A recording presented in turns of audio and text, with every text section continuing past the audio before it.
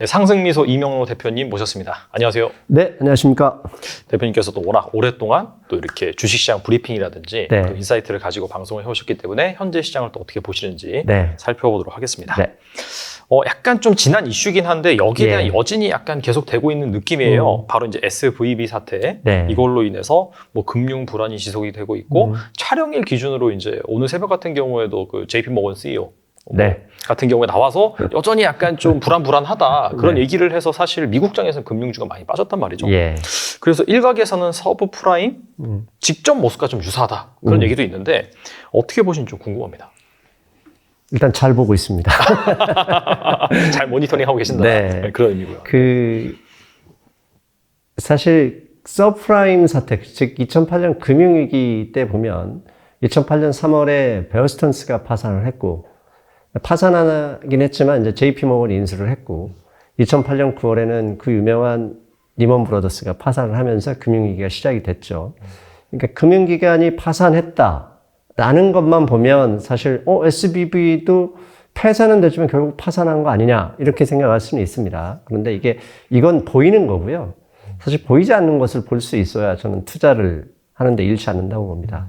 예를 들면 그 베어스턴스, 리먼 브러더스로 이어지는 이 금융기관이 파산한 것. 첫 번째는 걔네들이 투자한 서프라임, 그러니까 일종의 부동산인데 프라임 대출이 아니라 서프라임. 그러니까 프라임 대출이 아닌 가짜 비우량 모기지 채권에, 모기지 증권에 투자를 많이 한 그런 금융기관들이 파산을 한 거거든요. 그러면 베어스턴스나 리먼 브러더스는 투자은행이었기 때문에 수신이 없습니다. 수신이 없다는 얘기는 빌려온 돈으로 투자를 했고 그 투자한 자산이 전부 쓰레기가 되어버린 거죠. 그러면 여기에서는 빌려온 돈으로 투자한 자산이 쓰레기가 됐으니 돈을 빌려준 곳에는 돈 갚아라 이렇게 얘기했을 것이고 네. 돈 갚을 데가 없으니까 파산한 거죠. 근데 문제는 그냥 파산한 게서 끝난 게 아니라 여기에 엮여 있는 많은 곳들이 대출을 쏟아주게 했단 말이죠. 그러니까 연쇄적으로 시스템적인 문제가 일으켜서 이제 금융위기가 발생한 거죠. SBB 실리콘밸리 뱅크의 문제를 보자고요.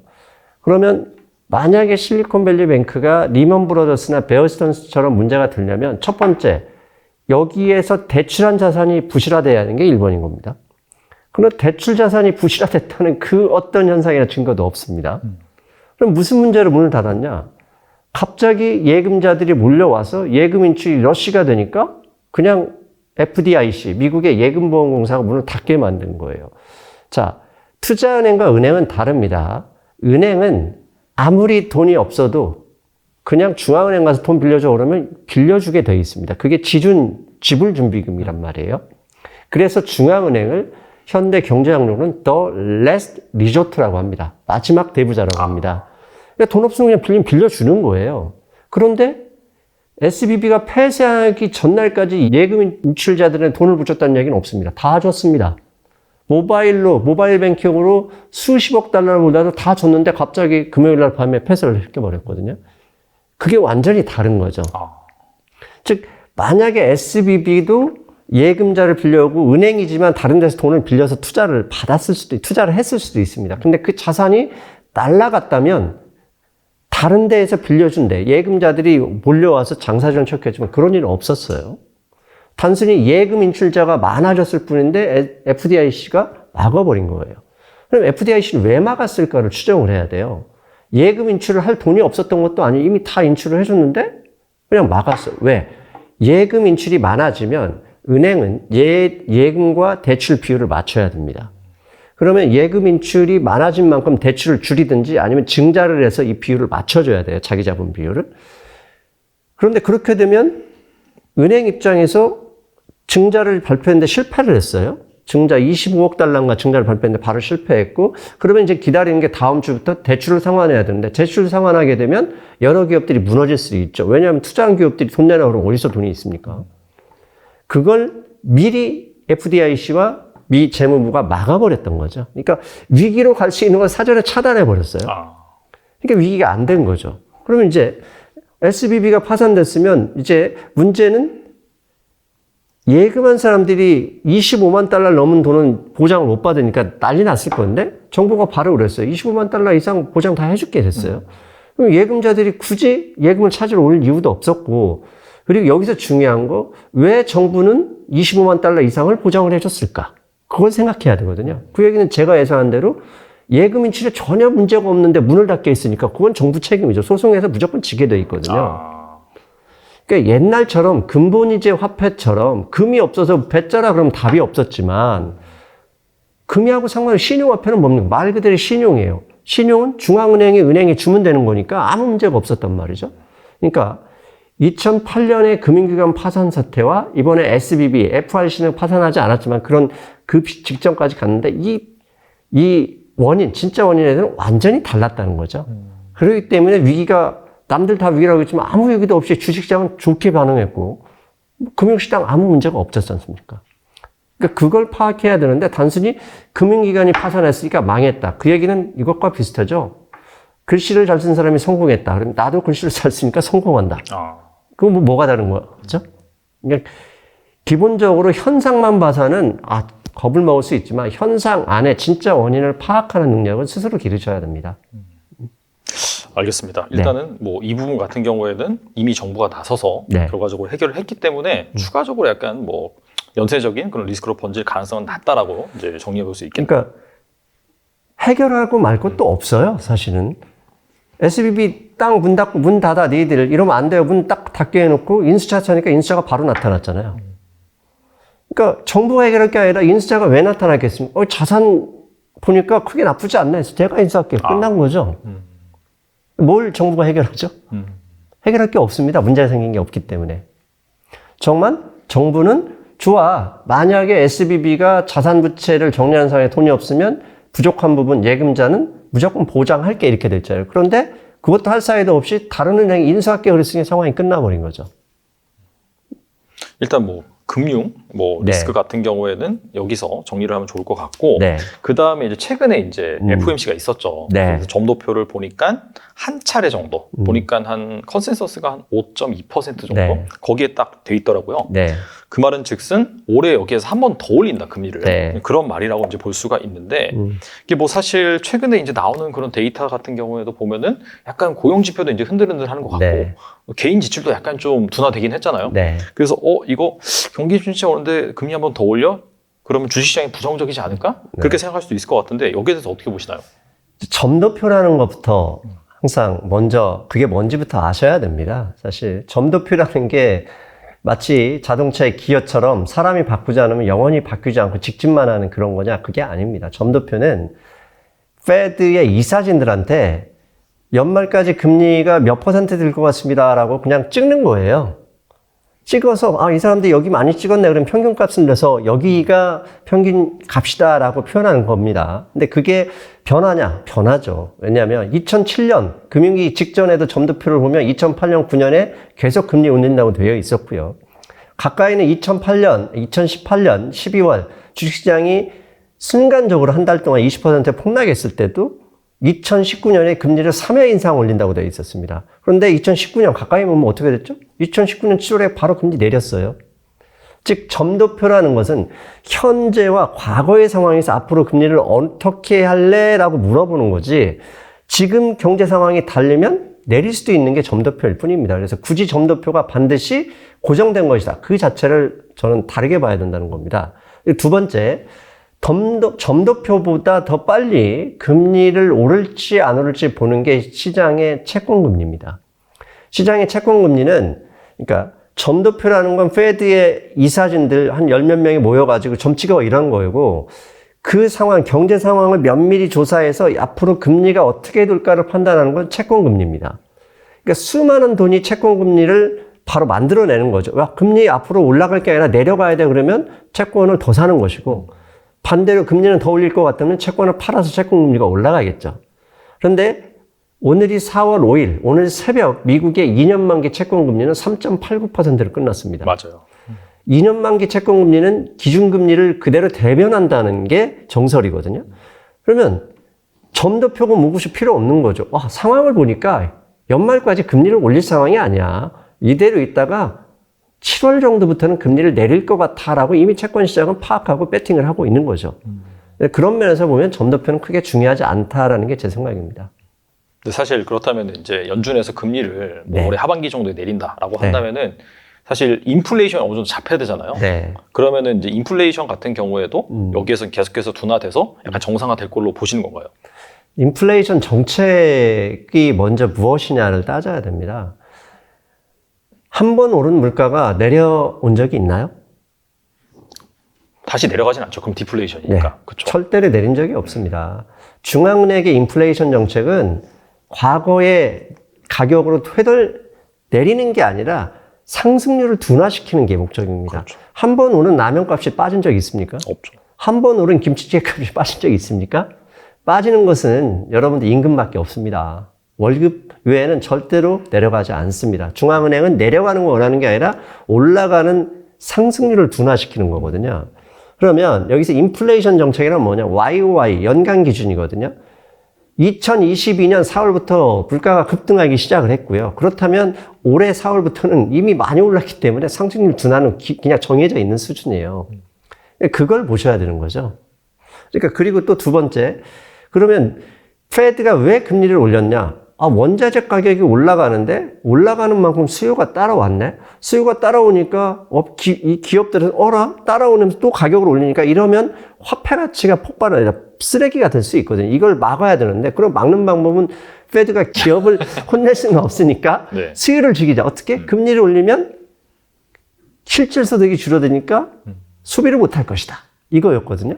근데 올리다 보니까 은행이 문제가 생겼네요.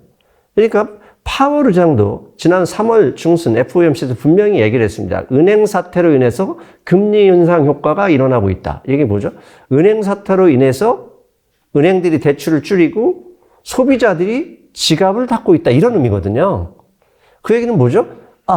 이게 조만간 인플레이션을 패드가 원하는 수준, 상승률을 조금 둔화시키는 가능성이 아주 높겠네라고 판단할 수 있다는 거죠. 그리고 FOMC 다음 날 세인트루이스 제임스 블라드 총재가 뭐라고 했느냐 이런 얘기를 했습니다. 이미 작년 12월에 disinflation has started라는 얘기를 했고요. 또다시 그 얘기를 강조했어요. 이게 뭐냐? disinflation이 뭐냐? 물가 하락이 아니라 물가 상승률 둔화. 이게 disinflation입니다. 물가 상승률 둔화인 상황에서 금리를 더 올린다면 그건 디플레이션인 거죠. 즉 페드의 목표 이 디스인플레이션 이미 시작됐다고 아는 순간 이제 금리 인상은 어느 정도 중단될 가능성이 높아졌는데 SBB 문제로 은행들이 대출을 쉽게 안 하는 거죠. 그렇게 되면 돈이 궁해졌기 때문에 당연히 일자리 문제가 생길 것이고 일자리 문제가 생기면 소비자는 지갑을 열기가 어렵겠죠. 그래서 이 순서대로 이미 미국 경제는 인플레이션이 상당히 빠른 속도로 예상보다 빠르게 둔화될 가능성도 충분히 높다. 그게 이미 주시장에서 반영되고 있다. 이렇게 보고 있습니다. 근데 결과적으로는 인플레이션이 둔화가 되고 방금 말씀하신 것처럼 그게 이제 뭐 소비자들이 예전보다 지갑을 좀 닫기 때문에 그런 것들이 사실 고용시장에도 영향을 미친 것이고 그렇다면 사실 필연적으로 어떻게 본다면 경기 둔화가 예정이 그렇죠. 된다라고 볼 수가 있는데 근데 사실 저희가 이제 계속해서 이런 대화를 나눈 이유가 지금 결과적으로 주식을 사도 되냐 안 되냐 이제 그거잖아요 사실. 그래서 사실 약간 부정적으로 보시는 분들 같은 경우에는 오히려 한 2024년 정도에 경착륙이 올 것이다. 그래서 그런 하락장이 한번 더 오지 않겠냐. 그런 말씀하시거든요. 어떻게 보세요, 이거는? 하락장이 올 수도 있겠죠. 그거야 제가 점쟁이가 아니니 네. 문제는 1월부터 현재까지 코스닥 지수는 벌써 30% 올랐습니다. 맞아요. 나스닥 지수는 1월부터 3월 말까지 18% 올랐습니다. 그러면 지수가 18% 올랐다는 얘기는 웬만한 종목은 다 40, 50% 올랐다는 얘기입니다. 제가 나스닥 지수에 가지고 있는 노블록스만 해도 31달러에 산 게 지금 46달러입니다. 50% 올랐습니다. 언제까지 있을 건가요? 중요한 건 경착륙이 올지 안 올지 제가 어떻게 알겠습니까? 많은 경착륙이 온다 그러면 자고 일어나서 경착륙이 오지는 않거든요. 경착륙이 온다 그러면 오는 이유가 뭐냐? 소비자가 지갑을 이게 열기가 쉽지 않아. 고용지표가 지금 엉망으로 가고 있는데 미국 금융당국이 금리를 계속 올려서 아예 초토화를 시키는 이럴 때 오는 거죠. 올 것 같으니까 금리를 안 올리고 더 이상 안 올리고 지켜볼게 야차하면 금리 내릴게라고 한다는 얘기는 돌아설 수 있다는 얘기거든요. 간단합니다. 대공황 이후 지금까지 100년 동안 주식시장 하락과 상승을 따지면 하락한 건 딱 7번인데 그 한 길어봤자 가장 길었던 시기를 따지면 80년대 존 볼커 전 의장이 있을 때 2년 정도밖에 없었습니다. 언제까지 이렇게 비관론에 쌓여서 그러실 건지 그냥 역사만 봐도 당연한 거 아닌가요? 즉 그렇다 하더라도 투자는 아무 때나 할 수 있는데 자 지금 계속 기다린다 그러면 그분들이 결국 폭락할 때 주식 투자하냐? 그분 못합니다. 제가 단언컨대 얘기합니다. 주식을 가지고 있어야 폭락할 때 주식을 하는 겁니다. 떠나면 그때는 더 떨어진다 이러면서 물 떠놓고 비는 사람이 대부분입니다. 그래서 대부분 비관론자들이 돈을 못 버는 겁니다. 알겠습니다. 뭐 사실 하락이 올지 상승이 올지 그 부분은 뭐 점쟁이가 아니라서 알 수는 없지만은 맞습니다. 이렇게 얘기하는 와중에서도 계속해서 오르고 있는 거고 거기에서 결과적으로는 돈 되는 뭐 섹터라든지 주식을 잘 찾는 것이 맞습니다. 투자자가 할 일이다. 그렇게 볼 수가 있겠네요. 그러니까 결국은 누구나 예측을 합니다. 비관론도 예측이고 저도 상승론도 예측인 거잖아요. 예측이 틀렸다 맞았다를 갖다는 건 항상 시장입니다. 시장이 지금까지 3개월 동안 너 틀렸다 그러면 빨리 바꿔서 돈 버는 방법을 생각해야 되는데 언젠가는 떨어질 거야 그러면 언젠가 떨어지겠죠. 그렇죠. 하지만 그때 저는 팔면 되는 거 아닌가요? 그리고 언젠가 떨어진다는 게 자고이라는 때 떨어지는 거 아니라는 거죠. 그게 달러화 가치가 더 상승하든 채권금리가 대폭락하든 뭔가가 지표가 보여지는 거거든요. 그런 지표가 나올 때까지는 투자하면 되는 거 아닌가요? 그럼 그 약간 어떻게 본다면은 주식시장 하락을 예고하는 좀 중요한 지표는 뭐가 있을까요? 가장 중요한 지표 중에 하나는 지금 현재 금리를 계속 올리는 게 문제가 되는 건 결국은 기업들이 힘들어진다, 개인들이 힘들어진다 이런 거잖아요. 첫 번째로 개인들이 힘들어진다는 얘기는 일자리가 날라가서 일자리가 사라지면 소비가 준다는 얘기고 소비가 줄면 기업들이 매출과 운영이 안 되겠죠? 그렇게 되면 빌린 기업들은 돈을 못 갚게 될 것이고 그렇게 돼서 기업이 파산해야 은행이 어려워지고 은행이 어려워져서 경기 침체, 경제 위기가 오는 거거든요. 왜냐면 기업이 파산했느냐 안 했느냐는 뭘로 따질 수 있느냐는 거죠. 연체율이죠. 금융기관 연체율. 연체율. 금융기관 연체율 검색하면 다 나옵니다. 금융기관 연체율 아직 그렇게 높지 않거든요. 그 다음에 신용카드 연체율.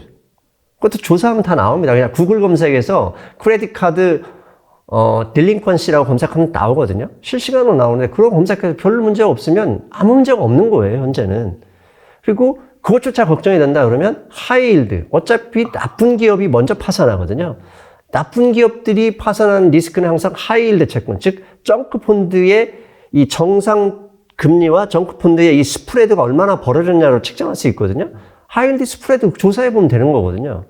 사실 문제는 이런 거 조사도 안 하고 유튜브들이 하는 망한다 이런 뉴스만 보고 아무것도 안 하는 그런 사람들이 문제죠. 안타까운 건 누구나 다 동일하게 자신의 의견을 말할 수 있습니다. 왜? 저조차 얘기하지만 이게 내일 맞을지 아닐지 모르는 겁니다. 중요한 것은 판단은 여러분들이, 이 시청자 여러분들이 하셔야 되는데 그러려면 지금 말씀드린 이런 걸 조사해보는 스스로의 노력이 필요한 거라는 거죠. 그런 것도 없이 누구 말만 믿고 그러면 죽으라면 죽을 건가요? 그럴 수 없지 않습니까? 네네. 그래서 안타까운 겁니다.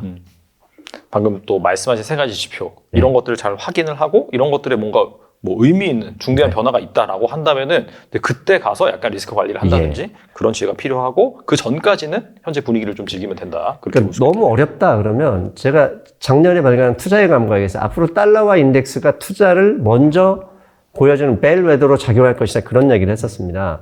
정확하게 달러화 인덱스가 주식시장 저점과 고점을 정확하게 맞췄어요. 11월 초 CPI로 다 난리 난다고 할 때 그때 달러화 고점을 찍은 이후에 현재까지 달러화는 계속 빠지고 있어요. 그런데 계속 빠지던 달러화 인덱스가 2월 초 주식시장이 잠깐 한 달 정도 약간 조정을 볼 때 2월 초에 반등을 시작했었는데 반등하다가 3월 SBB 사태로 활과한 없이 계속 다시 빠지고 있습니다. 그래서 1월 말에 기록했던 전저점 바로 밑에 있습니다. 이건 뭐냐? 달러화 인덱스만 보면 경제가 그렇게 미국 경제가 어렵지 않다는 얘기죠. 달러화가 강할 때 주식시장 내려갔고 달러화가 약할 때 주식시장 상승했거든요. 그 정도만 봐도 간단한 거거든요. 방금 말씀해주신 지표를 잘 보시면서 네. 여러분들이 대응하시면 좋을 것 같고 너무나 그냥 그 근거 없는 비관론에 휩싸이면 안 된다. 그래서 개별 약간 섹터라든지 네. 종목 관점에서 한번 살펴볼 텐데요. 네. 사실 우리나라 주식 투자를 한다면 이 반도체를 또 안 거쳐갈 수가 없잖아요. 맞습니다. 근데 최근에 이 반도체 쪽에서 좀 노이즈가 있어요. 대표적으로 뭐가 있냐면은 미국의 이제 반도체 지원법이라고 해서 네. 살펴보니까 여러 가지 독소 조항이 있더라고요. 네, 뭐 초과 있습니다. 이익 같은 경우에 또 걷어간다든지 중국의 또 장비 반입이 안 된다든지 네. 그런 이슈가 있는데 그래서 업계에서는 이를 두고 한국 반도체 죽이기다. 뭐 과거 일본의 뭐 사례와 닮았다 이런 얘기가 있는데 그래서 약간 삼성전자 미래를 어떻게 보시는지 궁금하거든요. 미래는 좋게 봅니다. 자, 반도체 업종이 진입장벽이 그렇게 쉬운 종목이 아니죠. 아 그렇죠. 그러니까 삼성전자가 좋아, 미국이 망했다고 쳐요. 그러면 삼성전자만한 그런 기업이 진입을 하려면 내가 볼 때 10년, 20년이 걸려도 쉽지 않을 겁니다. 그래서 그건 좀 약간 좀 어폐가 있는 말씀인 것 같고, 미국이 반도체 지원법을 왜 만들었느냐가 저는 핵심이라고 봅니다. 결국 반도체 지원법을 만든 이유는 중국의 반도체 기술이 발전하지 못하고 막겠다는 얘기거든요. 왜? 반도체는 첨단 기술이고 첨단 기술은 무기거든요. 미국과 중국이 첨예하게 경쟁하고, 사실 경쟁도 아닙니다. 사실 미국이 보면 죄송한 얘기인데 가짜는 걸 수도 있는데 미국이 왜 그렇게 하느냐. 미국 정치권에서도 중국을 때리면 때릴수록 지지율이 높아갑니다. 그렇죠. 맞아요. 왜? 미국의 입장에서는 화인종을 무시하고 싶어하는 기본 문적성이 있는 거예요. 백인종이. 근데 중국이 깝죽대 때려 죽여야 돼 그러면 정치 지지율이 올라갑니다. 그건 트럼프도 마찬가지고 바이든도 마찬가지죠. 근데 두 번째, 실제로 그게 아니더라도 중국 기술은 죽여야 돼 그런 논쟁이 있는데 그게 핵심 반도체예요. 그래서 반도체 지원 쪽을 가져왔는데 이게 뭐냐? 미국에 와서 반도체 공장을 하면 돈 줄게입니다. 조한, 우리 돈을 받았으면 중국에 함부로 수출하지 마 이거거든요. 그럼 삼성전자에서는 간단합니다. 안 받으면 그만일 텐데 왜 받을 수밖에 없는지를 여러분들이 찾아내야 돼요. 그 이유는 삼성전자의 텍사스에 지금 파운드리 공장을 짓고 있지 않습니까? 그 짓고 있는 공장의 건설 비용이 애초에 시작할 때보다 50% 이상 늘어버렸다는 거예요. 그러면 이 증가한 것을 감수하고 삼성전자 돈으로 투자했을 경우에는 생산할수록 역마진이 발생하는 거죠. 그러면 손해를 안 보려면 미국 정부가 주는 돈을 받아야 되는 거죠. 그렇게 됐을 때는 미국 정부 입장에서는 너 돈 받았으니까 우리가 원하는 대로 좀 해줘야 돼. 이건 어찌 보면 당연한 거잖아요. 공짜로 줄 수는 없으니까. 하지만 그건 충분히 미국과 한국의 정치권의 문제에서 해결할 수 있는 거라고 보고요. 지금 하이닉스와 삼성전자에 걸려있는 건 결국 중국에 있는 이 메모리, 낸드 플래시 공장 때문인 거라고 맞아요. 보거든요. 거기에 혹시 미국 장비가 고가의 시각 장비량에 들어갔을 때 중국이 어떤 민족입니까? 다 베껴서 똑같이 만들지 않습니까? 심지어 계란까지 똑같이 만드는 나라인데 그걸 베껴버리면 그 기술장 유출이 심각해지기 때문에 그건 이제 못하게 막는 거죠. 다만 한국은 중국과의 무역 흑자가 상당한 나라였는데 이 미국과 중국 사이에 껴있어서 지금 최근에 12개월 연속 무역 적자가 발생하고 있는 이건 좀 문제 있는 거거든요. 이런 부분은 사실 정치인들이 어떻게 보면 우리는 지금 줄을 타야 되는 입장이거든요. 무조건 중국 안 돼 그러면 그 중국에 수출했던 물량 어디가 수출할 수 있느냐는 거죠. 그 부분 정치인들이 해결해야 될 문제지만 우리 투자자 입장에서는 이런 문제가 있기 때문에 결국 반도체가 요즘 이렇게 반도체 주가가 쉽지 않구나 이렇게 해석할 수 있어야 되고 그다음에 그것보다 더 어려운 문제가 뭐냐면 반도체라는 게 사이클이거든요. 시클리크라고 해서 주기가 있습니다. 상승과 하락의 주기가 있는데 지금 현재 하락 주기 끝에 있다 보니까 중국 문제는 둘째치고 지금 현재 D램 가격, 메모리 가격이 워낙 떨어지니까 지금 문제에 있는 거라고 보거든요. 근데 그렇게 보셨으면 좋겠어요, 저는. 그러면 사실 뭐 반도체 지원법, 미국의 네. 그런 족소 조항 같은 경우에는 사실 뭐 정치권에서 어느 정도 해결할 수 있는 문제고 그 다음에 어떻게 본다면은 중국의 그런 반도체 기술 발전을 막는 거기 때문에 장기적으로 본다면은 우리나라한테 좋을 수도 있는 부분이고 좋을 수도 있는데 문제는 그 기간 동안 시장이 사라지는 거지 않습니까? 그리고 중국이라는 나라를 무시할 수 없는 이유가 시장이 거기에 있기 때문이거든요. 시장. 우리가 팔아야 될 시장. 우리는 내수로서 경제를 끌어나갈 수가 없습니다. 내수로서 경기가 돌려면 최소한 인구가 1억이 돼야 하지만 우리는 5천만이고 죄송한데 60 이상 소비 인력 그러니까 소비 여력이 없는 걸 빼면은 3천만이 안 된단 말이죠. 그렇죠. 노령화 계속 되고 있습니다. 그러면 한국은 경제를 계속 이끌어 나가려면 어떻게 하냐면 무역을 해야 돼요. 특히 수출을 해서 벌어와야 되는데 지금까지 무역 의존도의 25% 이상 중국에 수출했단 말이죠. 이 부분이 사라지는 이 시장을 어디에서 대체할 것이냐. 이게 지금 숨어있는, 그러니까 남겨있는 숙제인 거죠. 그러니까 미국과의 문제, 미국 편을 들어서 뭐 당연히 미국 편을 들 수밖에 없죠. 우리나라 경제 상황이, 그다음에 정치 상황이 그렇고 우리나라 태생 자체가 독립도 다 미국에서부터 이루어졌기 때문에, 그리고 전 세계가 이미 달러와 헤게모니에서 미국 편에 안 들면 손해일 수밖에 없어요. 그런데 중요한 건 이 시장, 이 중국을 잃어버린 중국의 시장을 어떻게 우리가 확보할 수 있을 것이냐. 그 문제는 사실 정치권에 남겨진 숙제죠.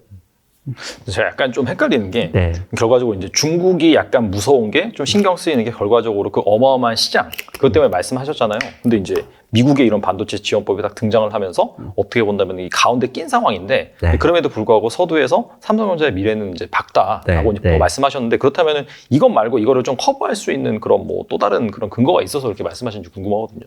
이렇게 보시면 되죠. 미국이 중국을 망하게 하겠습니까? 망하게 하면 중국이 가만히 있겠습니까? 전쟁하는 거죠. 2판 4판인데 전쟁을 하죠. 자, 반도체 지원법으로 중국의 수출 금지를 하고 있지만 미국 마이크론 테크놀로지의 매출액의 11%는 중국에 수출하는 물건들입니다. 희한하죠? 왜? 만약에 마이크론 중국 수출 못하게 한다? 마이크론 문 닫는 거예요. 11%를 어디다 팔 겁니까? 그런데 최근에 사이버 보안법 해가지고 중국 당국이 마이크론의 중국 매출에 대해서 사이버 보안 강화하겠다 그랬더니 한마디로 쉽게 매출 못하도록 한마디로 그냥 시비 걸겠다 그런 거거든요. 왜? 그럼 마이크론 수출 안 해. 그럼 중국은 또 어떡할 건데? 자동차, 자전거, 전기차 다 반도체 필요한데 그거 어떡할 건데요? 할 수 없는 거거든요.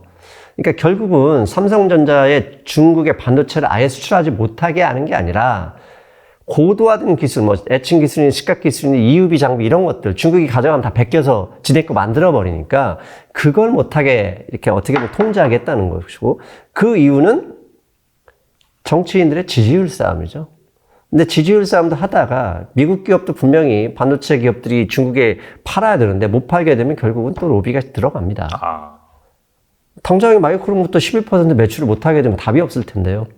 그러니까 못하게 하는 것이 아니라는 거. 다만 지지율 싸움, 그 다음에 두 번째 핵심 기술들이라고 하죠. EUV 장비나 이런 몇 가지 고도화 장비들을 중국에 진입하지 못하게 해서 중국의 반도체 기술이나 항공, 그 다음에 이 군사 기술의 발전을 어떻게든 늦게 하겠다. 그런 의도가 있다고 봅니다. 근데 사실 마이크론이 못하면은 사실 마이크론이 먼저 망하지 삼성전자가 먼저 망하지 않기 때문에. 그렇죠. 맞습니다. 근데 이제 마이크론이 망할 수는 없겠죠. 미국은 달러로 그냥 찍어서 메꾸면 되는데 또 미국은 그럴 수는 없겠죠. 왜냐하면 또 공화당도 그런 걸 그냥 가만히 봐줄 수는 없을 테니까요. 알겠습니다. 그렇다면 약간 사이클이 중요하잖아요. 네. 메모리 사이클은 언제쯤 턴한다고 볼 수 있을까요? 사실 메모리 사이클이 2020년에 너무 빨리 왔던 거죠. 코로나로 인해서. 예, 그렇죠. 왜냐하면 갑자기 원격 수업하면서 뭐 노트북 장비, PC 장비 이런 게 많이 필요했고 집에서 뭐 합니까? 게임해야 되니까 게임 콘솔 뭐 이런 것들. 그러니까 그 당시에도 반도체가 약간 하락 기조였었는데 갑자기 올라왔기 때문에 이게 떨어지는데 또 급격하게 떨어져 버렸어요. 그러면 재고 조정이 돼야 되는데 이 재고 조정이 되려면 사실 소비는 지금 금리가 인상됐기 때문에 소비가 쉽게 늘어날 수 없는 구조라면 별 수는 없습니다. 기업이 새로운 제품을 가지고 수요를 끌어내야 되거든요. 가령 그게 이제 금융위기 때는 다음에 아이폰이 엄청난 그 역할을 했잖아요. 아이폰, 누구나도 아이폰 스마트폰이니까 그걸로 일단 전체적으로 수요가 살아난 건데, 현대에서는, 요즘에서는 그 기술이 첫 번째 전기차 정도, 난 최근에 XR이나 VR 기기, 이 정도가 보이거든요. 근데 하나 더 희망을 거는 게 지금 아이폰 15. 올해 9월 달에 나올 아이폰 15에서 여러 가지 기능을 넣는다면 아이폰 14가 상당히 많이 안 팔렸고, 최근에 아마존의 아이폰 애플 디스카운트 세일 이러면 어마어마하게 할인 판매합니다. 밀어내게 하는 거죠. 이런 것들을 볼 때 새로운 신제품이 나와줘야 이게 빨라질 텐데, 이게 안 나온다면 결국 자연적으로 해소되는 수밖에 없는 거거든요. 현재 자연적으로 해소되는 과정이 있다고 보는 게 맞지 않을까 싶어요. 왜냐하면 사물 인터넷이나 전기차 등등 현대 사회에서 모든 전자기기는 반도체가 더 많이 필요한. 그렇죠. 이거 챗 GPT 같은 경우도 사실 이제 GPU도 결국은 반도체고 GPU 있으면 밑에 메모리는 따라가는 거거든요. 이런 부분도 있기 때문에 결국 재고는 어느 정도 해소가 되지 않겠느냐. 그러니까 최근에 이런 디램 익스체인지나 이런 기사들을 보면 2분기가 뭐 디램 메모리 그러니까 바닥론이 아니겠냐 이런 얘기 하는 거 보면 사실 그들이 바닥론은 작년 12월도 바닥이었거든요. 이렇게 그 점을 보면 또 그 양측이 선정이 될 텐데 대부분의 신문들은 2분기, 아무리 3분기 초 이렇게 얘기를 하고 있거든요. 그 점은 어느 정도 신빙성이 있지 않을까 싶습니다. 뭐 그때 사실 뭐 12월 정도가 바닥이라고 했는데 틀렸으니까 요번에 맞을 확률이 더 높겠다. 어차피 시간 싸움이잖아요. 그죠? 언제 오냐의 그 문제인데 맞습니다. 작년에 일단 틀렸기 때문에 올해 맞을 확률이 높은 걸로 네. 그렇게 좀 보시는 게 좋지 않을까 생각해요. 그리고 이제 금리 인상을 중단하게 되면 그다음에 금리 인하의 가능성만 보여도 소비는 좀 늘어날 수 있거든요. 왜냐면 지금 우리나라 같은 경우도 보십시오. 전세자금 대출이 6%에서 8% 됐습니다. 원래 전세자금 대출이 2%였어요. 맞아요. 그런데 이게 8%가 됐다 그러면 전세자금 웬만하면 다 2, 3억씩 받았었는데 3억을 빌렸다고 쳐볼게요. 2% 1년에 600만 원 이자 내는 사람이 6% 1,800만 원 내는 겁니다. 한 달에 100만 원이 추가된 거예요. 100만 원이 추가됐으면 어떻게 합니까? 사고 싶은 거 못 사고 PC방 못 가고 못 먹는 거죠. 그러다 보니 어쩔 수 없어요. 반도체 수요가 줄어들 수밖에 없었던 거죠. 그런데 이제 금리 인상이 멈추고 인하할 것 같다 그러면 사람 기대 심리가 있거든요. 그래서 이제 좀 써볼까, 저축을 좀 깨볼까 이럴 수 있거든요. 이제 그런 점에 기대를 걸어야죠. 알겠습니다. 매크로 이슈도 중요하기 때문에 네. 그런 금리 향방도 잘 보시면은 좀 타이밍을 잡는 데 좋지 않을까라는 네. 생각이 들고요. 삼성전자가 최근에 이 반도체 20년간 뭐 300조 정도 투자를 하겠다. 네. 이렇게 발표를 했어요. 그래서 이제 주로 이제 시스템 반도체 분야가 될 것으로 예상이 되고 네. 있는데 뭐 특별히 좀 주목해야 될 뭐 수혜 섹터라든지 그런 게 있을까요? 저는 사실 그 발표를 그렇게 믿지는 않습니다. 왜냐하면 그 발표가 삼성전자가 한 게 아니라 정부의 비상경제대책회의에서 발표한 겁니다. 그리고 비상경제대책회의에 이례적으로 삼성전자 대표가 참가해서 그냥 우리는 하겠다 그랬습니다. 그런데 잘 생각해 보세요. 2019년에 하이닉스가 용인에 우리는 대규모 메모리 단지를 하겠다고 결정을 한 거 아십니까? 그래서 2019년이면 지금 현재 5년이 지났습니다. 5년 동안 착공도 못했어요. 만약에 삼성전자가 진짜로 300조 원을 투자해서 20년 동안 하겠다 그러면 땅부터 사야 되는데 발표하면 땅이 팔립니까? 더 안 팔릴 겁니다. 왜? 누가 팔려고 하겠습니까? 그러네요. 절대 팔리지 않습니다. 그런데 그 어떤 사전 조치도 없이 정부가 갑자기 발표를 해버린 거죠. 그리고 만약에 다 좋아. 그래도 삼성전자 할 거야 라고 생각한다면 삼성전자가 지금 한 달, 거의 2주, 3주 가까이 됐는데 그 후속 조치가 어떤 것도 나오지 않았어요. 후속 조치는 뭐냐면 땅은 어디를 정할 것이며 그 다음에 지금 현재 착공을 시작하면 3년이나 5년 정도의 공장이 어느 정도 준공이 되니 거기에 필요한 장비들은 선주문을 한다. 이런 얘기가 나와 있는데 그 어떤 발표도 없었어요. 이 장비 선주문이 왜 중요하나? EUV 장비, ASML, EUV 장비, 그 다음에 어플라이드 머터리얼스의 식각 장비 이런 것들은요. 지금 주문해도 최소한 30개월 기다립니다. 지금 그 장비들은 없어서 난리고요. 돈을 가지고 가서도 구하지 못합니다. 그래서 작년에 이재용 부회장이 직접 유럽 간 거 아닙니까? ASML에 가서 장비 좀 달라고. 맞아요. 자, 주문을 지금 한다고 해도 최소 30개월 기다려야 되는데 최소 30개월입니다.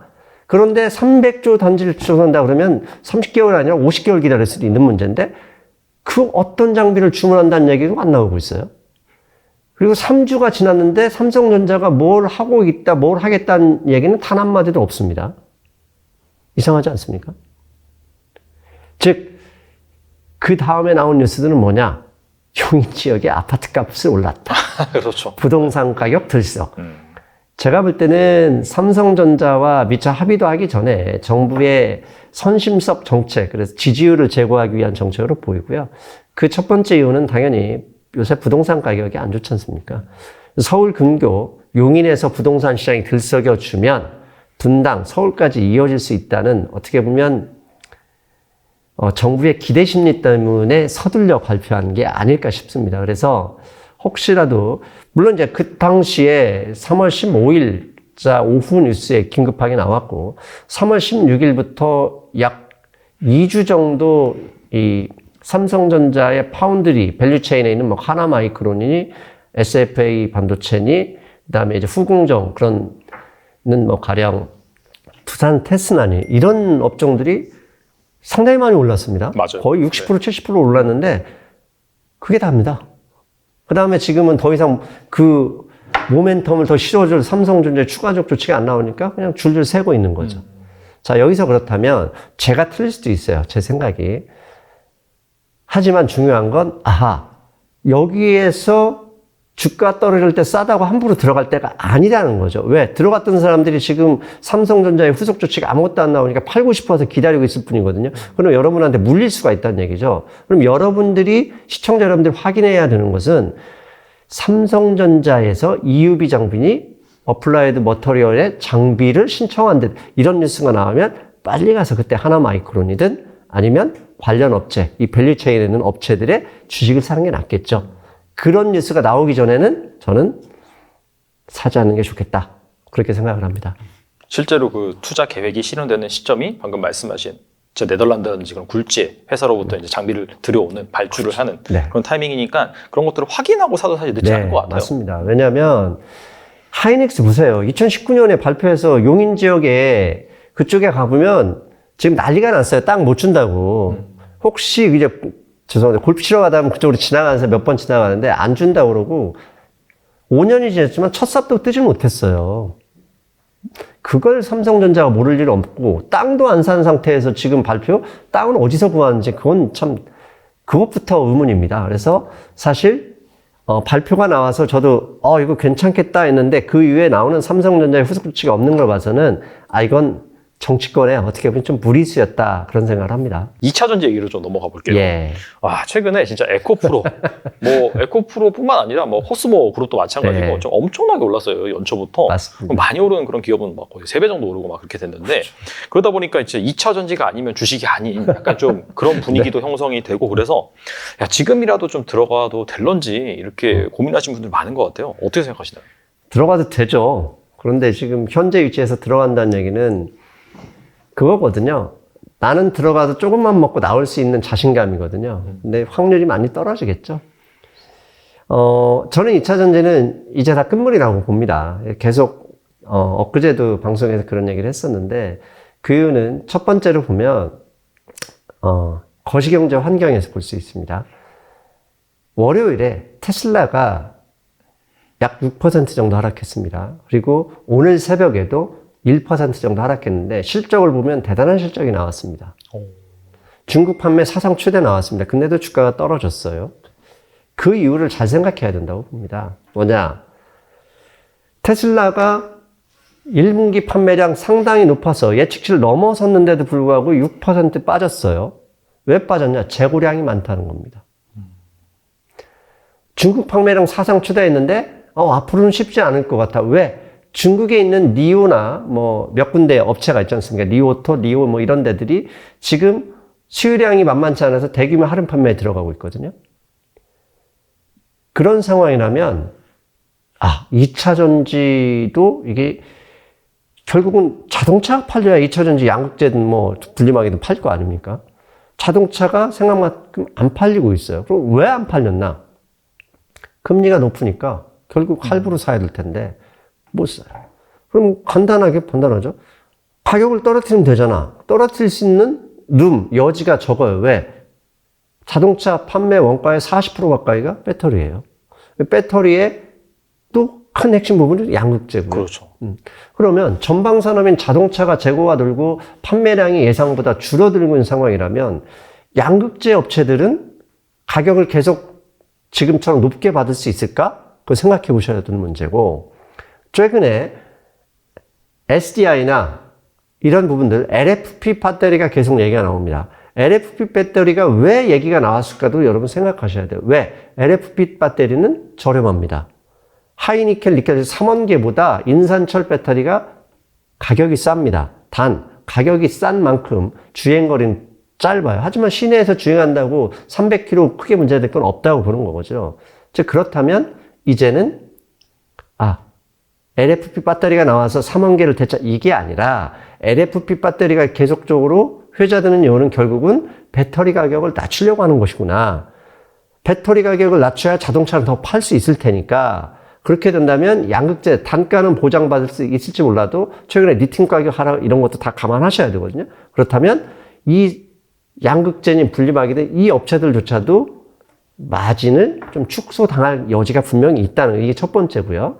두 번째, 작년에 NFT 열풍이 불었을 때 그 위메이드 저도 이제 게임빌이라는 회사로 상당히 많은 수익을 얻었었는데 그 당시에 8월 달부터 이게 시작이 됐거든요. 네. 근데 자연의 이치에서 그냥 확인하셔도 돼요. 그 잘 안 될 때는 봄, 여름, 가을, 겨울 1년에 12개월 중에 딱 3개월씩이거든요. 그 어떤 계절도 가고 싶어도 3개월이고 3개월 지나도 며칠 정도 더 갑니다. 즉 주식시장도 희한하게 잘 찾아보세요. NFT 몇 달 갔나? 3개월하고 한 2주 정도 더 갔습니다. 2차전지 1월 달부터 3개월하고 2주 정도 더 왔습니다. 거의 이게 끝물에 왔다고 봐도 되고요. 그 다음에 한없이 올라가는 종목이 없습니다. 이미 PER 같은 거 따지면 고평가 영향이 돼 있고 PBR을 따져도 이미 NFT에서 벌어졌던 일이 거의 비슷하게 발생되고 있다고 보고 있어서 지금 들어간다? No. 저는 이게 이런 말씀 제도권에서 못합니다. 이런 얘기하면 댓글이 난리 납니다. 이제 2차전을 사신 분들. 근데 제가 뭐 그런 얘기 신경 쓰지 않는 사람이기 때문에 감히 말씀드립니다. 주식 투자, 주식은 사랑하는 게 아닙니다. 투자하는 겁니다. 적당히 아닐 때 그러면 헤어질 수도 있고 다른 연인을 찾듯이 주식시장 돈이 없지 조목이 없습니까? 어차피 순환매로 돌고 돕니다. 주식시장은. 거기에서 놓쳤다고 그 기회 잡지 마시고 오늘 4월 5일 어제 오늘 2차 전지가 예상보다 그렇게 강하지 않자 바이오 종목이 이틀 연속 급등했거든요. 이렇게 시장은 순환매로 돌고 돕니다. 그런 것처럼 굳이 그 안에 들어가서 몇 프로 먹겠다 위험을 감수하지 않았으면 좋겠습니다. 그리고 세 번째, 2차 전지 그러면 대부분 이런 얘기를 합니다. 이제는 보유자의 영역이다 이런 얘기 합니다. 그 의미 아시죠? 네. 신규로 들어가기는 어려워. 이제 가지고 있는 사람들의 뭐 그 역할이지만 왜 이미 가지고 있으면 좀 손해봐도 괜찮아 이런 의미잖아요. 주식은 왜 매수하죠? 자기가 곰국 끓여 먹으려고 매수하나요? 돈 벌려고 하는 거죠. 그렇죠? 돈 벌려면 누군가한테 팔아야 될 거 아닙니까? 보유자들끼리 지네끼리 주고받을 겁니까? 이미 나부터도 들어가지 않으려고 주춤하는데 그걸 누가 사줍니까? 이제 잘 생각하셔야 될 때가 됐습니다. 근데 이제 2차 전지 같은 경우에는 결국엔 뭐 이게 내연기관 자동차가 전기차로 대체되는 거잖아요. 근데 이제 글로벌 침투를 따져보면은 뭐 명확한 그런 통계는 나오지 않았지만은 여전히 한 10%가 좀 뭐 왔다 갔다 하는 그런 수준이고 언젠간 다 대체가 될 텐데 그렇다면은 그런 침투율 관점에서 봤을 때는 아직 좀 멀었다. 그래서 약간 장기 투자 매력은 있다 이렇게 보시는 분도 계신데 이 논리는 어떻게 보시나요? 스마트폰도 그런 얘기는 했었고요. 그래서 이미 PER을 따지면 60, 70 그렇게 충분히 이미 미래 걸 끄집어 와가지고 이미 밸류에이션이 올라간 거 아닌가요? 지금 현재 실적으로 에코프로의 주가를 정당화할 수 있습니까? 없습니다. 에코프로 삼형제 36조 원인데요. 그 매출액을 따져도 지금 기아차보다 시가총액이 높은데 기아차만큼 합쳐도 매출액이 나오나요? 영업이익이 나오나요? 안 나옵니다. 근데 왜 비싸죠? 앞으로 이렇게 될 것이다 라고 한 거거든요. 그래서 이미 다 올라왔지 않습니까? 더 이상 땡겨올 게 뭐 화성에다 팔 수 있을까요? 저는 그렇게 생각하지 않습니다. 알겠습니다. 아마 한 달쯤 후에 다시 저 불러줘가지고 너 틀렸어 맞았다가 뭐 인민재판 하셔도 상관없습니다. 한 달, 저 오늘이 4월 5일이니까요. 네. 어린이날 지나서 다시 한번 불러주십시오. 알겠습니다. 뭐 이거 가지고 자기가 의견을 내는 거니까 재판하고 그건 아닌 것 같아요. 제가 보기에는. 아니 그래도 틀렸다 그러면 틀린 건 맞았으니까 사과할 건 사과하고 욕먹을 수 있어야 되는 거니까 그건 피하지 않겠습니다. 알겠습니다. 네. 그리고 이제 IRA 세부안이 확정이 됐잖아요. 그래서 이제 수혜주에 대한 관심이 있는데 뭐 2차 전지 말고 좀 주목해야 될 만한 좀 섹터라든지 그런 게 있을런지 궁금하거든요. 사실 IRA가 2차 전지와 관련되기 때문에 2차 전지를 뺀 사실 종목은 찾을 수는 없고요. 근데 이제 IRA의 성격을 또 잘 봐야 됩니다. 아까 반도체 지원법의 성격은 중국의 첨단 기술이나 중국의 반도체 고가 장비, 이 주요 장비를 베끼지 못하도록 하겠다는 게 했다면 배터리 기술은 특별한 게 아닙니다. 그래서 이번에 IRA 양극재들이 반짝하고 좋아했던 게 뭐죠? 양극재, 분리막 이런 것은 부품이 아니라 원자재로 분리한다. 광물로 분리한다고 네. 하더라고요. 그럼 원자재 분리 한국에서 생산해서 계속 수출해도 된다 그런 의미였거든요. 그럼 중국 기업을 막는다는 얘기는 없습니다. 중국 기업도 합자회사를 만들어서 미국에 공장 설립하라 그런 의미거든요. 그랬더니 어떤 분들이 이런 얘기를 하죠.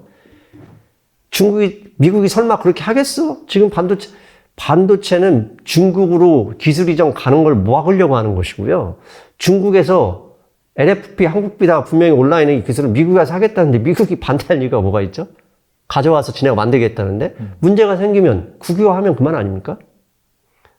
공장을 뜯어서 중국이 나갈 수 없지 않습니까? 중국 돈을 가지고 와서 만들면 미국에 일자리 생길 것이고 일자리 생긴 다음에 배터리 기술은 중국이 미국보다 높단 말이죠. 그 기술을 가져와서 미국에서 하겠다는데 미국이 반대할 이유가 없는 거죠. 그런 면에서 보면 즉 이제 양극재 분리막이 원자재로 분리됐다고 상승이 왔던 이 모멘텀이 이제는 거의 다 끝날 때가 됐다고 보고 하나 더 이제 이 안에 소재에서 저는 좀 주목해야 되는 게 동박이라고 봅니다. 동박. 아, 동박이요? 예.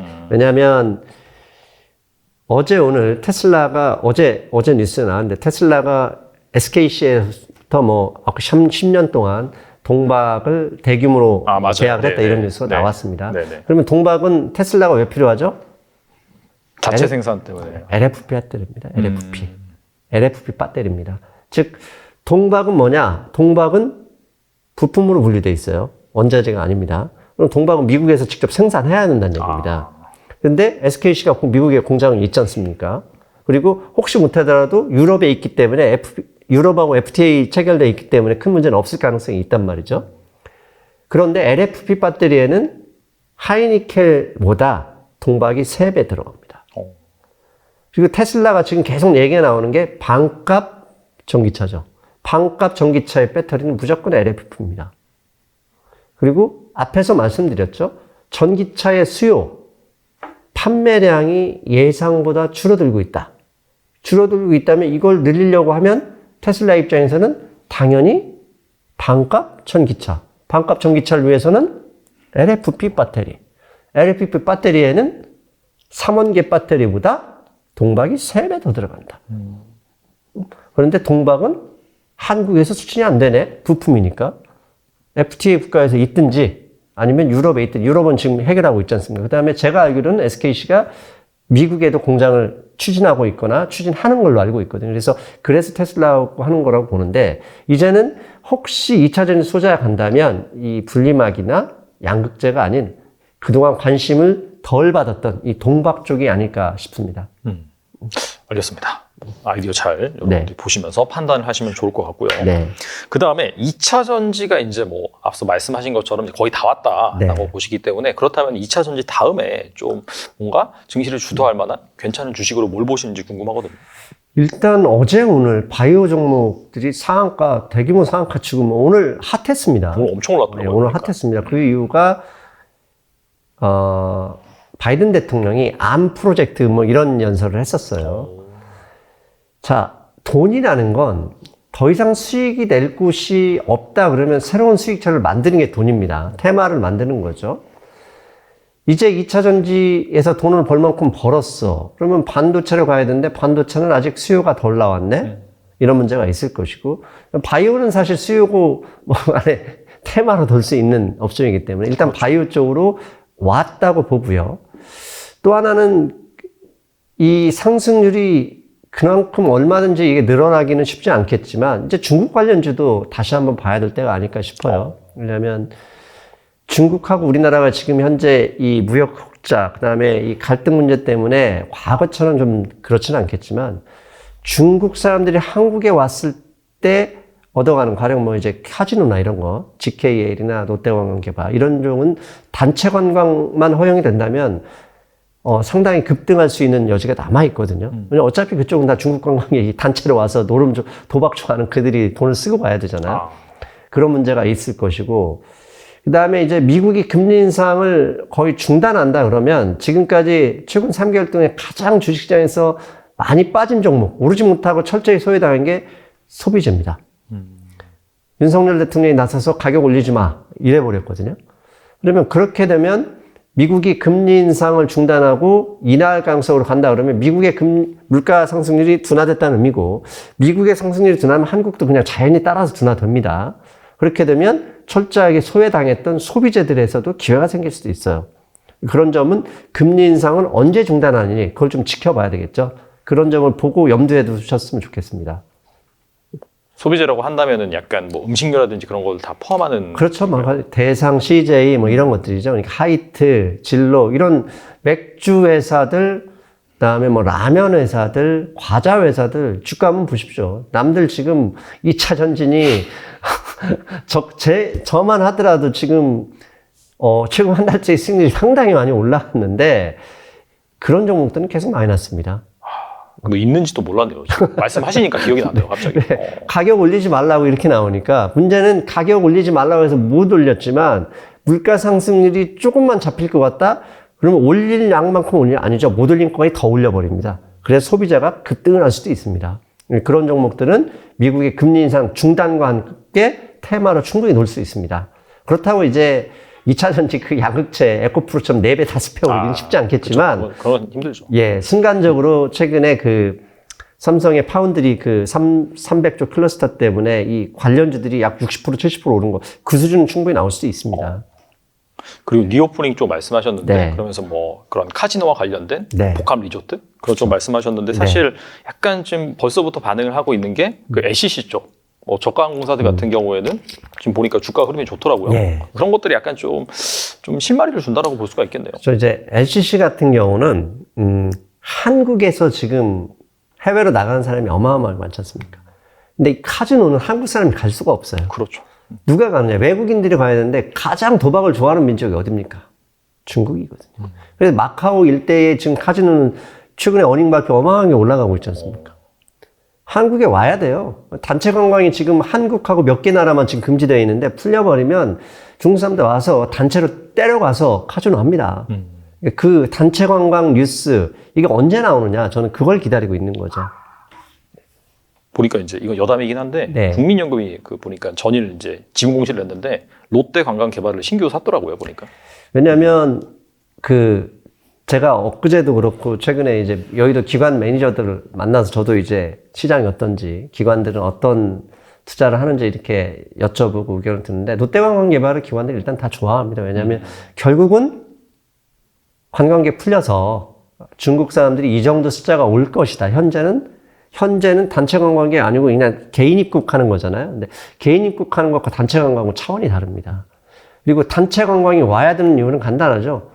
대기업들 면세점도 지금 죽을 맛이거든요. 걔네들이 한국에 와서 면세점에 돈을 써줘야 되는데 로비할 거라고 봅니다. 한국 정부에.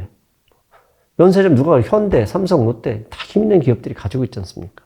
걔네들 입장에서는 일단 중국 관광, 단체 관광객이 올 수 있도록 정부에 어떤 식으로 로비를 하고 있을 가능성이 있다. 저는 그 점도 보고 있습니다. 어떻게 보면 지금 완전히 소외되어 있는 그런 섹터들 중심으로 말씀을 드리고 있는데, 네. 이런 쪽에 기회가 올 수 있다. 또 시장의 분위기가 바뀌면 이런 쪽으로 돈이 쏠릴 맞습니다. 수 있다. 아니 어제 오늘 바이오가 온다고 누구나 생각해 본 적이 있습니까? 생각 못했죠. 바이오는 죽었다고 생각했어요. 지난 3년 동안 코로나 그 백신주를 빼고는 바이오는 철저하게 소외당하고 있었거든요.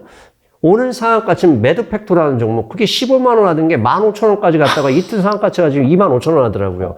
10분의 1 토막 났어요. 웬만한 종목들은.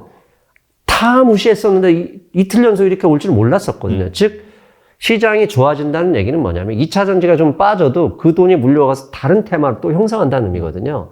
그 테마는 뭐냐? 기회만 본다는 거죠. 바이든 대통령이 어쩌고니까 한강 관련주 일제히 다 뜬 것처럼 중국에서 뭐 한알령 풀린다, 뭐 단체 관광 나오지 않을까 이러면 순식간에 갈 수 있는 거거든요. 그리고 아까 소비재 같은 경우도 미국의 금리 인상 중단을 하면 한국도 물가 걱정 안 해도 되겠네 이거죠. 그런 점을 빨리빨리 캐치하셔야 됩니다. 확실히 약간 빈집이라고 하죠. 돈이 이제 돌아다니면서 어디 먹을 거 없나 이렇게 이제 보는데 그런 거에 걸릴 수 있다라는 관점에서 보시면 될 것 같아요. 인간의 본성은 네. 내가 사놓고 안 올라오면 막 속상하거든요. 그렇죠. 자꾸 옆집 올라가는 것만 보이기 때문에 그래서 모든 게 투자의 정석은 쌀 때 사고 비쌀 때 올라갈 때 파는 건데 쌀 때는 팔고요. 올라갈 때 따라가서 물리잖아요. 그러니까 조금만 인내심을 가지면 됩니다. 결국 돌고 돕니다. 알겠습니다. 그리고 이제 대부분 이거 보시는 분들이 뭐 직장인분들이 많으세요. 네. 그래서 바쁜 직장인 투자자가 좀 뭐 수익을 내기 위해서는 뭐 어떻게 좀 투자를 해야 될 만한지 궁금하거든요.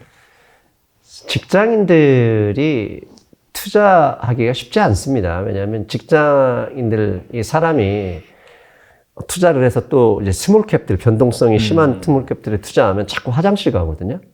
아, 보려고. 네. 그런데 저도 대기업에서 차장까지 해봤는데 차장 정도 되면 다 보입니다. 하루 종일 출장 갔다 와도 한 10분 있으면 누가 이랬는지 보이거든요. 신기한 눈을 가지고 있어서. 그러면 여러분들 인사고과만 마이너스 납니다. 그럼 두 가지밖에 없습니다. 안 하고 일을 죽도록 열심히 하든지 하더라도 화장실 자주 안 가는 괜찮은 주식들, 배당을 좀 많이 하거나 변동성이 적은 그런 주식들은 이제 뭐 대형 우량주밖에 없겠죠. 그런 거 위주로 하셔야 되고, 그것도 힘들다 그러면 ETF 위주로 하셔야죠. ETF 위주로. 2차전지다 그러면 2차전지 종목 잘못 잡으면 이제 골로 가는 거거든요. 근데 2차전지 ETF는 분산 투자가 되어 있기 때문에 올라갈 수도 있단 말이죠. 그런 식으로 좀 기대 수익률을 낮춰는 그게 첫 번째가 필요합니다. 직장인들이라면 내가 화장실 1시간에 한 번씩 꼭 가서 못 봐가지고 난리, 자꾸 스마트폰, 이런 거 안 할 종목들을 찾으셔야 되고, 두 번째, 웬만하면 직장 생활을 더 열심히 하는 게 좋다. 저는 그렇게 말씀드립니다. 알겠습니다. 사실 뭐 바쁜 직장인 투자자가 주식에 투자 뭐 시간을 써도 얼마나 쏟을 수 있겠어요. 네. 그런 관점에서 본업에 해가 되면 그게 이제 오히려 마이너스이기 맞습니다. 때문에 네. 약간 현명하게. 네. 자기 자신의 투자해야지 주식 투자 안 됩니다. 알겠습니다. 오늘 나와주셔서 정말 좋은 말씀 네. 많이 해주셨는데 마지막으로 투자자분들께 한 말씀만 부탁드립니다. 앞부분에서 같이 드렸던 말씀인데요. 누구나 예측을 하면, 저도 마찬가지고 현재 아직도 비관론을 갖고 계신 분들 예측한 겁니다. 그런데 예측한 게 맞고 틀리고는 이렇게 리트머스 시험지를 대보면 되는 거거든요. 그 리트머스 시험지는 항상 시장입니다. 시장이 하루 정도 뭐 틀릴 수 있어요. 내가 오를 수 있어. 2, 3일 정도 기다렸는데 이게 한 달, 두 달 됐다 그러면 바꾸실 수 있는 유연성이 필요합니다. 즉, 시장은 항상 오른 겁니다. 다른 종목 다 오르는데 내게 안 오른다 그러면 시장이 아직 안 보고 있는 거예요. 그렇다고 무시한 게 아니라 아직 안 보고 있으니 기다릴 수도 있고, 일단 이건 잡혀두고 그래도 답답하면 그 비슷한 종목을 따라갈 수 있는, 이것도 결국 시장이 결정하거든요. 이 모든 것은 시장이 결정한다. 시장의 결정을 순응할 수 있어야 되고 그에 대해서 대응할 수 있는 투자자가 돼야 된다는 게 첫 번째고요. 두 번째는 공부하셔야 됩니다. 투자로 돈 벌기는, 저도 마찬가지로 저는 투자로 돈 번다는 생각 해본 적이 없어요. 그냥 재테크 정도로 한다. 기본적으로 수익률을 어느 정도만 낸다고 생각하지 투자로 돈 번다? 그게 불가능합니다. 물론 슈퍼개미들 10,000명에 1명 나온다? 그걸 일반화하시면 절대 안 됩니다. 가끔가다 10,000명에 1명씩 천재가 나오기도 하지 않습니까? 그렇죠. 나도 천재가 될 수 있다? 그러면 몸이 상하죠. 즉, 투자를 하시려면 최소한 다른 사람의 말만 듣고 그냥 유튜브 몇 자 듣고 그 사람 말만 그렇게 하시면 안 됩니다. 투자로 부자 되면 어렵다 하더라도 재테크 정도의 수익을 낸다 그러려면 무조건 공부해야 돼요. 지금 우리 사회자님하고 대화하면서 계속 질문할 때 저는 그거의 본질부터 말씀을 드리고 지금 제 말을 이어왔거든요. 그럼 어디가 이렇게 하더라 그러면 그 뒤에 있는 본질을 먼저 파악하셔야 되는데 그게 곧 공부입니다. 유튜브를 많이 본다고 해서 투자를 잘할 수 있다? 못합니다. 유튜브를 많이 보신다 하더라도 그 사람의 지식, 그 사람의 생각을 완전히 내 것으로 만든 공부가 있어야 투자를 잘하는 겁니다. 투자를 한다 그러면 공부하셔야 되고, 공부를 하신다 하더라도 부자 된다는 생각이 아니라 은행이자보다 좀 높게 재테크 정도 한다라고 생각하셔야 되는 게 그게 올바른 투자법이라고 생각을 합니다. 네, 결과적으로는 뭐 기대 수익률을 너무 높게 잡지 말고, 네. 그렇죠? 일확천금을 바라지 말고. 그것 때문에 코인에서 지금 다 거덜난 거 아닙니까? 그렇죠. 네. 사실. 그래서 이제 본질을 보라고 말씀하셨는데, 네. 그래서 오늘 약간 새로운 시각으로 네. 다양한 인사이트를 제공해 주셨는데, 네. 이게 OX다 그게 아니라 예, 방금 말씀하신 그 논리, 본질 네. 이런 것들을 보시고 내가 동의가 된다라고 한다면 그 방향으로 투자를 하시면 되는 거고, 나는 좀 다른 생각한다라고 한다면은 그냥 하나의 의견으로 존중해 주시면 좋을 것 같아요. 맞습니다. 네. 왜냐하면 제가 항상 생각하는 게 내가 갖고 있는 생각, 내가 알고 있는 지식도 가설일 수 있다 이런 생각 많이 하거든요. 가설은 뭐죠? 틀릴 수 있다는 거죠. 가설을 하고 가설은 검증하는 거거든요. 검증은 시장이 하는 겁니다. 나는 가설을 세우고 그렇게 투자를 하되 검증은 시장이 하고 시장이 너 맞았어 그러면 계속 가는 것이고 틀렸어 그러면 안 하는 거거든요. 2차 전지도 마찬가지입니다. 거의 2주 전부터 저는 버블이라고 생각을 하면서 하지만 2차 전지가 가네? 하지만 난 여기서 안 먹을래. 그리고 다른 쪽을 고민하고 있는 것처럼 이걸 더 오른다 악을 쓸 이유가 하나도 없습니다. 즉 시장이 오르면 시장이 그대로 따라가면 되고 그런데 따라가서 여기서 얼마나 더 먹느냐의 게임보다는 여기서 떨어지면 이거 골로 가겠는데 라는 생각으로 버티는 거거든요. 그런 것처럼 여러분도 가설을 세웠다. 근데 그 가설을 시장이 검증한다.